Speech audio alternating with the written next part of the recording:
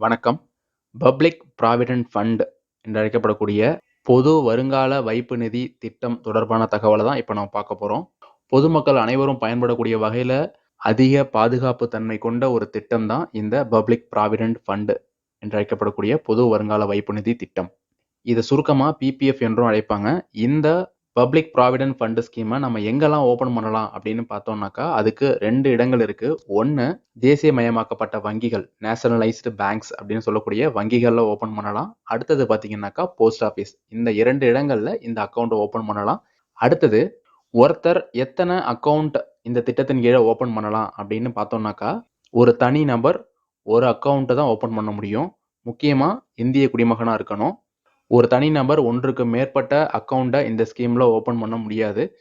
பெற்றோர்கள் அவங்களுடைய குழந்தைகளுடைய பேர்ல, அதாவது மைனர் குழந்தைகளா இருக்கிறாங்க அப்படின்னாக்கா அவங்க பேர்ல பெற்றோர்களை வந்துட்டு கார்டியனா வச்சு ஒரு அக்கௌண்ட் ஓபன் பண்ணலாம்.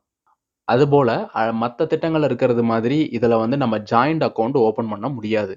அடுத்தது இந்த திட்டத்துல நம்ம எவ்வளவு தொகையை முதலீடு செய்யலாம் அப்படின்னு பாக்குறப்ப குறைஞ்சபட்சம் பாத்தீங்கன்னாக்கா ஒரு வருடத்திற்கு 500 ரூபாய் நாம இந்த திட்டத்தின் கீழே நாம செலுத்தியாகணும். அதே போல அதிகபட்சமா பாத்தீங்கன்னாக்கா ஒரு வருடத்துல 1,50,000 ரூபாய் வரைக்கும் தான் நம்ம அதிகபட்சம் இந்த திட்டத்தின் கீழே நாம செலுத்த முடியும். அதே போல இது வந்து ஒரு வருட காலம் அப்படிங்கிறது எதை குறிப்பிடுறாங்க அப்படின்னு பார்த்தோம்னாக்கா அது நிதியாண்டு அப்படிங்கறத குறிப்பிடுறாங்க. அதாவது ஏப்ரல் முதல் மார்ச் வரையிலான அந்த 12 மாதத்தை தான் இந்த இடத்துல வந்துட்டு ஒரு ஆண்டா இந்த திட்டத்தின் கீழே எடுத்துக்குவாங்க.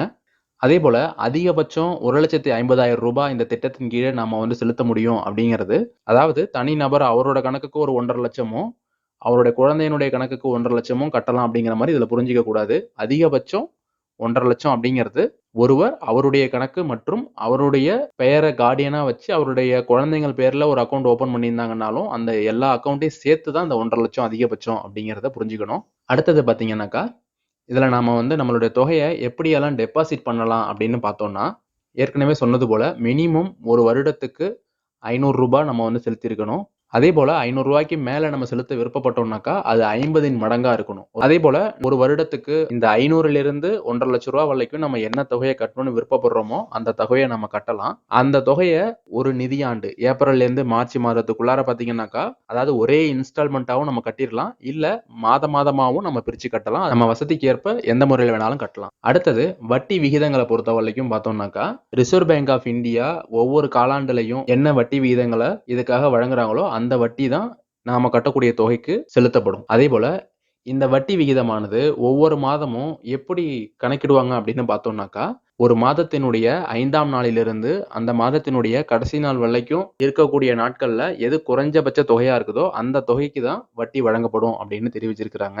அதே போல இந்த வட்டி விகிதமானது ஒவ்வொரு வருடமும் அந்த வருடத்தினுடைய இறுதியில, அதாவது வந்து நிதியாண்டோட இறுதி எந்த மாதம் அப்படின்னு பார்த்தோம்னாக்கா மார்ச் மாசம். அந்த மார்ச் மாதத்துல தான் இந்த வட்டி தொகையானது பிபிஎஃப் அக்கவுண்ட்ல சேர்க்கப்படும் அப்படின்னு சொல்லியிருக்கிறாங்க. அடுத்தது லோன் ஃபெசிலிட்டியை பொறுத்த வரைக்கும் இந்த திட்டத்தின் கீழ் நாம அக்கவுண்ட் ஓபன் பண்ணதுல இருந்து 3 வருடத்திற்கு அப்புறம் 6 வருடத்திற்குள்ளார இந்த காலகட்டத்துல மட்டும்தான் லோன் என்ற முறையில நாம பணத்தை பெறுவதற்கான வசதி இருக்கிறதா சொல்லியிருக்கிறாங்க. அதே போல இந்த திட்டத்துல நாம பெறக்கூடிய அந்த லோன் தொகையானது ஒரு இன்ஸ்டால்மெண்ட்லயும் நம்ம திரும்ப கட்டலாம். இல்ல அதை பிரிச்சும் கட்டலாம். அவங்க அதிகபட்சம் கொடுத்திருக்கிற காலகட்டம் என்னன்னு பார்த்தோம்னாக்கா 36 மாதங்கள். அதுக்குள்ளார நாம அதை கட்டிடணும்.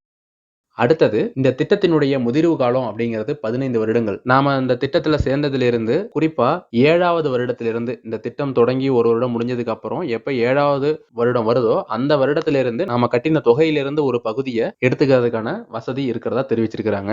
அதே நேரத்துல இந்த 7 வருடத்திற்கு முன்பு நம்ம ஏற்கனவே முன்னாடி சொன்னது போல ஏதேனும் லோன் வாங்கியிருந்தோம் அப்படின்னாக்கா அந்த லோன் தொகை முழுமையாக அடைக்கப்பட்டிருந்தாதான் இந்த வித்ட்ராவல் நாம எடுக்கிறதுக்கு அலோ பண்ணுவாங்க அப்படின்னு தெரிவிச்சிருக்கிறாங்க.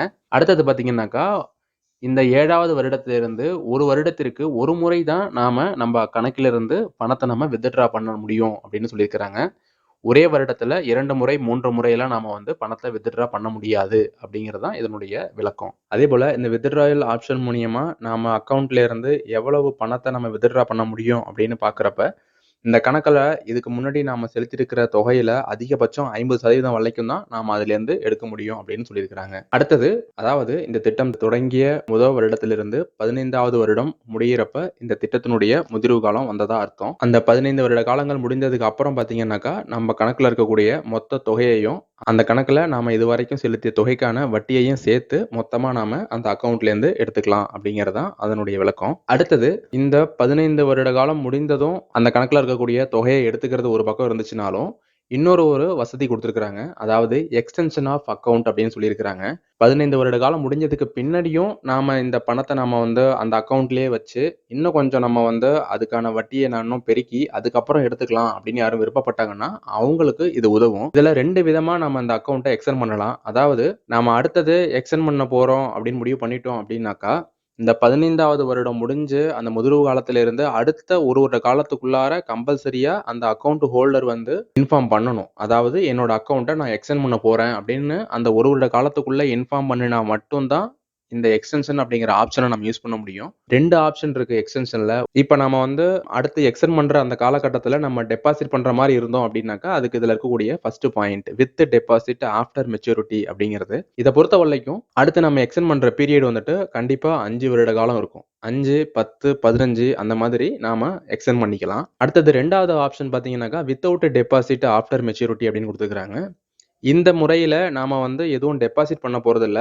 15 வருட காலத்துக்கு அப்புறம் நம்ம எவ்வளவு காலம் எக்ஸ்டெண்ட் பண்றோமோ அந்த காலம் வரைக்கும் ஒவ்வொரு வருடமும் ரிசர்வ் பேங்க்னால என்ன வட்டி விகிதம் வழங்கப்படுதோ அந்த வட்டி விகிதமானது அந்த கணக்குல இருக்கக்கூடிய தொகைக்கு செலுத்தப்படும். நம்ம எக்ஸ்டெண்ட் பண்ண காலம் முடிஞ்சதுக்கு அப்புறம் நாம அந்த தொகையும் சேர்த்து நம்ம மொத்தமா எடுத்துக்கலாம் அப்படிங்கறதா அதனுடைய விளக்கம். அதே போல அடுத்தது ப்ரீமெச்சூர் க்ளோஷர் ஆஃப் அக்கவுண்ட். இந்த திட்டத்தின் கீழ் அக்கவுண்ட் ஓபன் பண்ண ஒருத்தவங்க 15 வருட காலத்துக்கு முன்னாடியே க்ளோஸ் பண்ணி அமௌண்ட் எடுக்கலாம் அப்படிங்கிறதுக்கான ஆப்ஷன் தான் இது.